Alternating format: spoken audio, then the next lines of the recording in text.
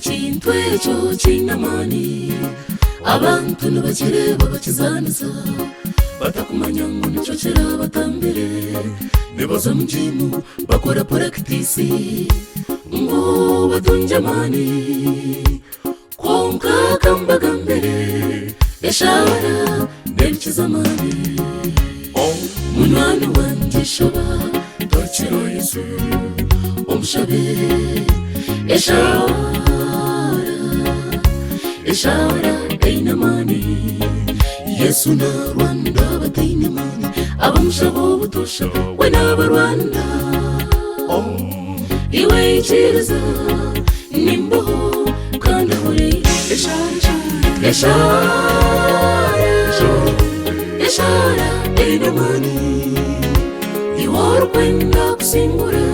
zimba amajuru watashire Yesu oweshemwe ikiriza ranga akakubushobozi yagira oyagumaho ayakurinda Yesu yagamba eshara einamani iworo kwenda kusingura zimba amajuru watashire Yesu oweshemwe ikiriza ranga akakubushobozi yagira oyagumaho ayakurinda Yesu yagamba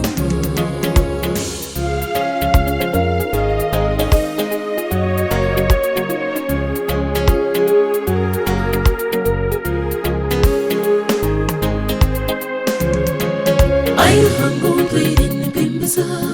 erizoba ninkutakira orahuce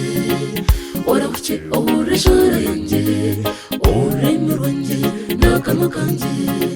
obijuze omuro gutarara mbone kurwana na Satani owamani ori umurinye omubiri gwanjye n'amagufa n'ibirimo aho umutima gwanjye nyine webironda abazukundi benda kundagatagura mukama otabikiriza Yesu nimanya mpurire munone wanje utandeka nkemuka zayo ni kwayo tubasize omukono wawe guturame eshara einamani iworo kwenda kusingura zimba amajuru watashire Yesu oweshemwe ikiriza ranga akakubushobozi yagira oyagumaho ayakurinda Yesu yagamba eshara einamani iworo kwenda kusingura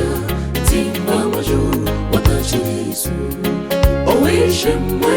ikiriza ranga akakubushobozi yagira oyagumaho ayakurinda Yesu yagamba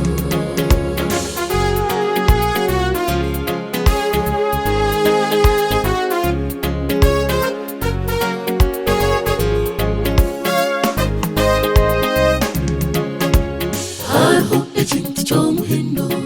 ekintu ekyo kinamani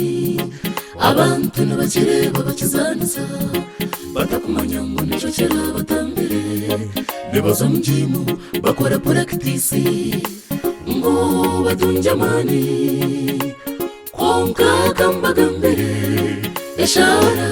ndekizamani munwana wanje shaba